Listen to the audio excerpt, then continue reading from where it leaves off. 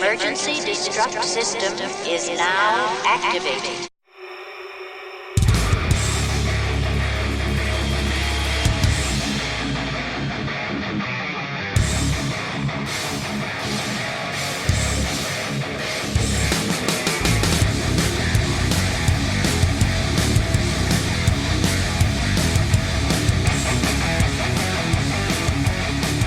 Hey, I'm back again to bring you some more abuse.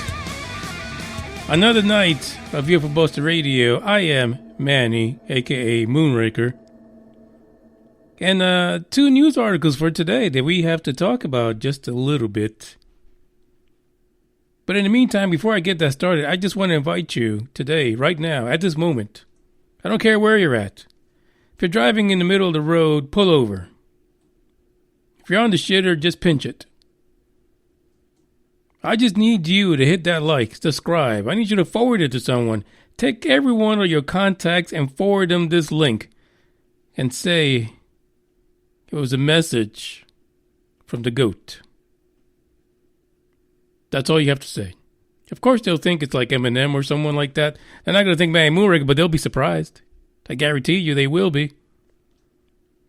Episode 294. And actually, we're going to space again because nothing says UFO like space, I think. No, really, there isn't any real good UFO stories out there. I mean, Starlink, those little satellites got released, and there's a lot more pictures again of how bright they are in the night sky. And it's weird because yesterday, of course, there were some people reporting groups of UFOs. A horde. A plethora of UFOs in the sky. An armada, if you will. And again, these probably were the Starlink satellites. Thanks, Elon. We appreciate it. It's exactly what we were looking for. Man, that guy he's the gift that keeps on giving. He really is. But apart from that, there really isn't a whole lot of UFO nonsense going on, or UAP, or whatever the fuck you want to call them. They just haven't been out there. They're in hiding. It's the holidays, right? Everybody's got to take a break. UFOs are not there 24/7. They've got a schedule too. They're probably unionized as well. Yeah, so they got some kind of picket going on somewhere. Yeah, probings are not easy. It takes a lot of work to probe a human being. You could get injured. Because human beings, they like to fight. And sometimes drugging them up is just not enough. And then if they're lucky, they'll get the ones that when you give them too much of a drug, they become way too easy. And then they don't want to leave, right? They get on your fucking spaceship, and then they love the probing, and they don't even want to leave anymore. It's a hazardous job to be a gray alien on this planet probing people, because you never know who the fuck you're going to get. So I can see that at times aliens want to take a break. They don't want to be, slaves to whatever their job is. Who knows? I'm just going on and on because it just popped in my head. So I said, why not say it, right? The first article today is going to be about TESS, and then we're going to go all the way the fuck over to Mars. Because there's a lot of promises about Mars that people are making, right? People want to go to Mars. People are planning to go to Mars. Initially, I'm going straight to Mars, but all of a sudden, I'm going to take a pit stop on the moon, just in case I got to, take a leak. And then I went into, I need a whole fucking base on Mars. And then I need a whole fucking base on the moon, too. Well, now the moon is a stop now. Now it's, it's like you get on the fucking bus. You get on the A train in New York or the D train. Yeah, so you got to stop at 161st Street. It's a stop on the way over. That's the way it is. You want to go to Yankee Stadium? Shit, you got to pass by 125. That's what's happening right now. We are on the train to Mars, and some fucker added a bunch of stops now. You can't just go straight over there. It's not a good thing. Let's get into the first article for today before I continue in my tangent about Mars. Let's hit it. I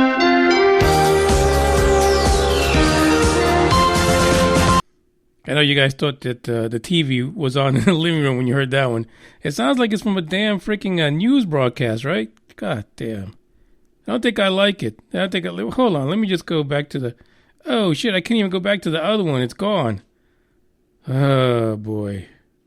This really bites. Bites the big one for number 294. Well, check this out. There is a study that was published recently regarding Mars.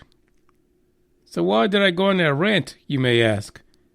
It turns out the Curiosity rover, which is the image for this episode, detects oxygen behaving strangely on Mars.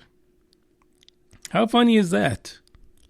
It seems like everything that the damn thing finds is behaving strangely. But when we read these things, when we look at what these scientists are looking at, they seem to be strangely fucking normal. That is what's strange to me. Earlier this year, the rover's tunable laser spectrometer, called SAM, which stands for Sample Analysis at Mars. Could you make that any more easier? It detected large amounts of methane, the largest amount of methane ever measured during its mission. SAM has also found that over time, oxygen behaves in a way that can't be explained by chemical process scientists currently understand. That's because, right? I'm just going to be honest with y'all. I don't have a podium at some university or at NASA. That's because there's living things on the fucking planet.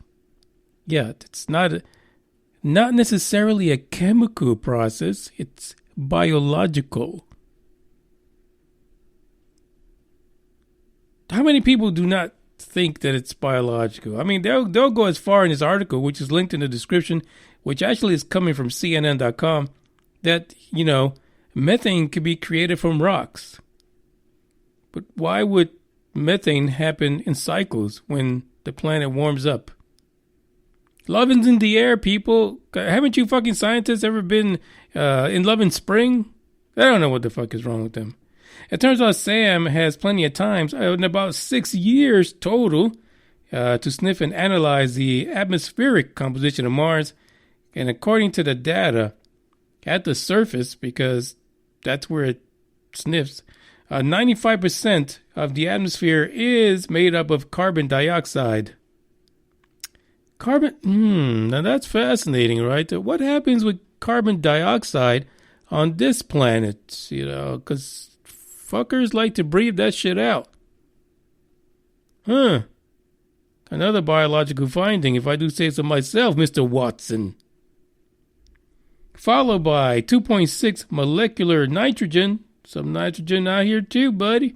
1.9% argon, 0.016% oxygen, and 0.06 carbon monoxide. Those little fuckers have cars too. Surprisingly, the oxygen actually rose by a peak increase of 30% in the spring and summer. 30% oxygen rose during the spring and summer, around the time that we see all that farting on Mars. I mean methane.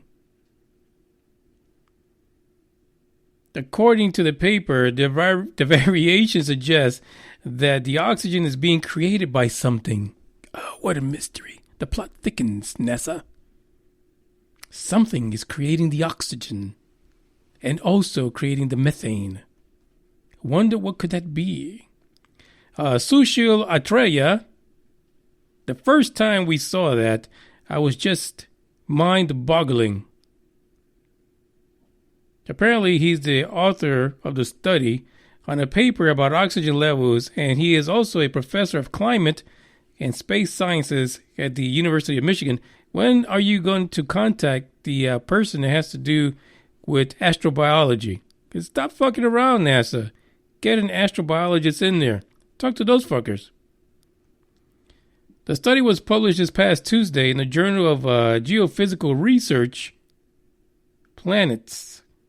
That's actually what it says. Planets. I guess that's the planets section. Who the fuck knows? Yeah, but we've been seeing this whole thing over and over play all the time. This little dirty dance between NASA science and Mars and methane and now oxygen, nitrogen, carbon dioxide, carbon monoxide. I mean, it's the craziest dance I've ever seen. Sometimes I like to imagine, right, that the rover's up there. It's running around, right? Yep. Running around, and then all of a sudden, whoop, sounds like a Martian. Hey, NASA, do you hear that?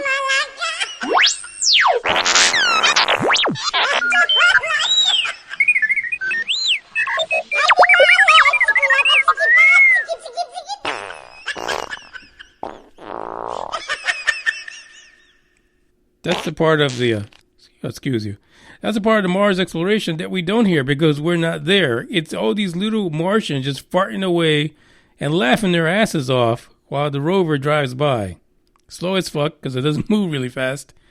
And they're just having a good time, just going up and crop dusting that thing. That's what's happening. Come on. Do we need to be rocket scientists for this? No. We need to be fucking astrobiologists. This is one of those things that, oh my God, again, like Pareidolia Pete, it's a broken fucking record. It is. The link to the CNN article is in the description. There's more shit in there, but I gave up. I'm tired of seeing this.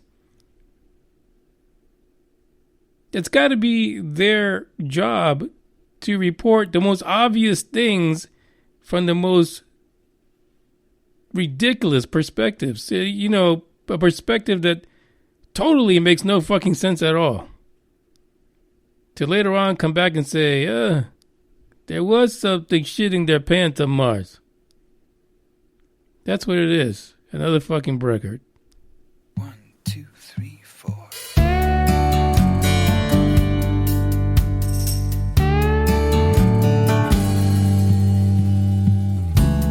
What about the world we both believed in? What about the word that made it so? What about your blood boiling crazy when you're just aching for her love like you could blow? You're like a broken record that turns and turns and turns again. You're like a broken record. That's what I am. That's what I am. What about the road less traveled? What about the chances we would take? What about the dreams we unraveled?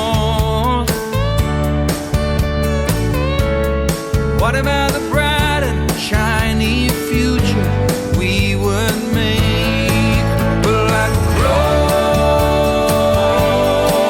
broken record, turns and turns and turns again. You're like a broken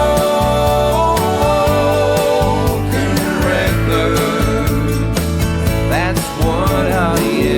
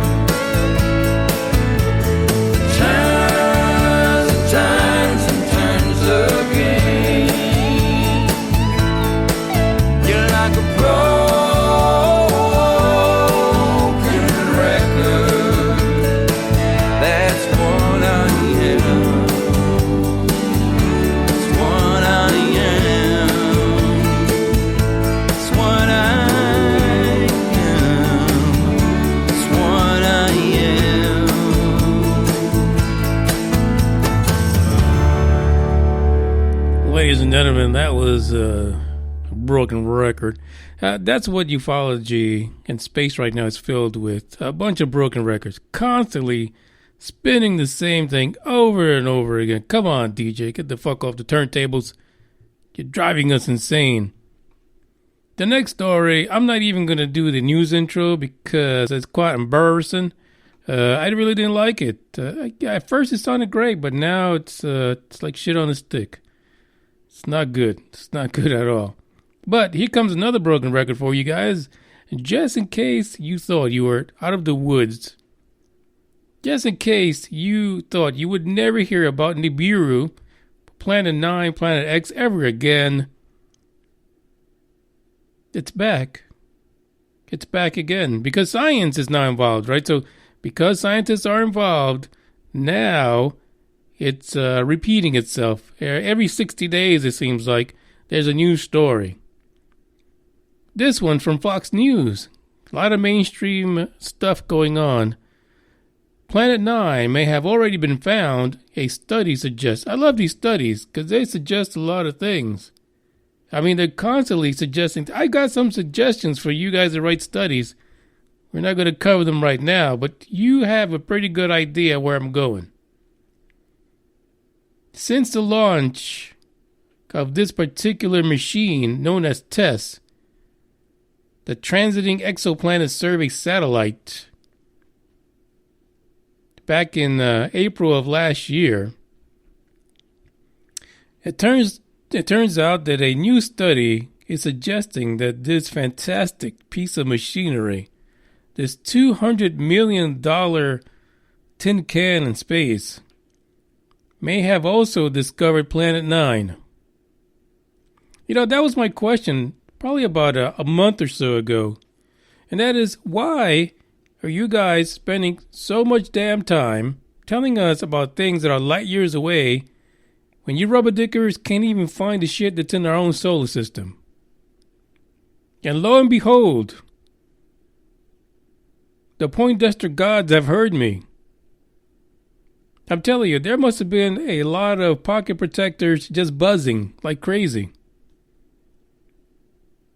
And then the light went off.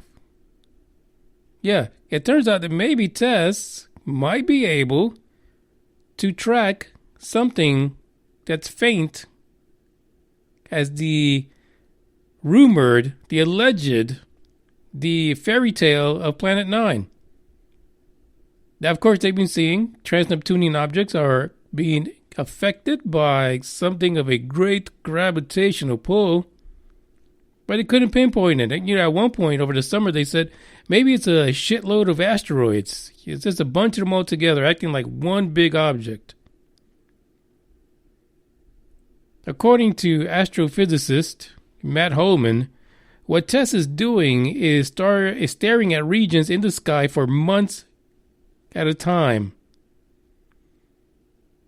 And yeah, by the way, Mr. Holman is the lead author for the study, and he told Fox News it's looking for exoplanets, and you can find those by looking at the path of host stars. While it's doing that, here comes the part you're waiting for. It's collecting images one at a time, and it can look for objects in our solar system. The main thing I don't think people realized before is if you have a small telescope like TESS, you can combine images to find faint objects. As we've heard before, because the alleged, supposed, the fairy tale, conspiratorial Planet 9, it's so far at the outer reaches of our solar system, it's kind of dark. Again, that's what they say. Nobody really fucking knows. So it would be like a faint object in the sky in our solar system that TESS might be able to find. According to Holman, TESS has already looked at the entire southern hemisphere. And he says that if Planet 9 was located in the southern hemisphere, then nearly the chances of it being have found already by TESS is 100%. 100%. So all this time that rubber dickers have been going around chatting about Planet 9 and what's happening to the TNOs, those trans-Neptunian objects, and going back and forth, doing math calculations, shit like that, and the fucking TESS probably already found it, and the data's sitting there under their noses somewhere. You can't write this stuff. How does this happen?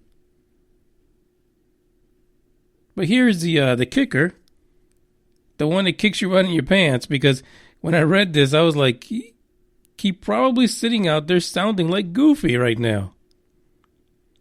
Because while he delivered that great message, nearly 100%, that if the damn thing is in the southern hemisphere, it's been found. He also said this. And this is a quote, if it's in the northern hemisphere, we're not just there yet. In other words, don't even bother looking. Well, guess what? We don't know what hemisphere it is. So someone's going to have to take all that data, and they're going to have to look at it, Goofy. Yeah, they are. So what I think he should do is get his Mr. Happy Pants up and go over there and look over that data and try to figure out where the fuck is Planet 9. Stop screwing around. What is it that they pay these folks for these conclusions? I mean, really? And wouldn't you know what hemisphere it would be if you're looking at certain trans-Neptunian objects in a specific area that they're being affected? Couldn't you tell me, Mr. Holman, where are those located? In which hemisphere? Being that we spent probably 2 years now talking about these damn things. Doesn't somebody fucking know? Where is it that they're doing their mathematical calculations? Does anybody read everybody else's fucking papers? I don't know. Maybe I just ranting away. I have no idea. The article is in the description. Make sure you take a look at it because there's a lot more information in there, especially they do touch upon the earlier stories about the TNOs and how they can tell that there's some kind of gravitational effect on them, basically, because they're not following the path as other objects in our solar system, actually. So it's something to take a look at because, God, eventually for these guys, they'll read each other's story. They'll look at their studies. They'll spend some time together at a Starbucks or something, and they'll figure the fuck out that if they share the data with each other, they'll find the shit a little faster. It might make sense to everyone else, but to them, they really got to be focused on it. Because otherwise, they just keep on working away at their own numbers and their own theories and give a flying fuck about what everybody else thinks. And that's in both stories, to be honest. That's Manny Moonraker. I am checking out. I won't be here tomorrow because I'm going to get ready for the Thursday Freakout. 10 p.m. Thursday, that's Central Standard Time. If you're in the area, like Spreaker.com, don't forget to stop by. You can get in the chat box, chat with me live as you've heard other people do, or you can actually call in through Skype or a telephone number, 972-290-1329. All the information is in the description for you, so get ready. Listen, you can call in on Thursday. I'm okay. You can talk about anything you want. It won't be it's about fucking freaking out. Just freak out. I don't care what it is. All right, well, it's time for me to hang this puppy up. So why don't we just go and say hello to the dead of night. Ciao.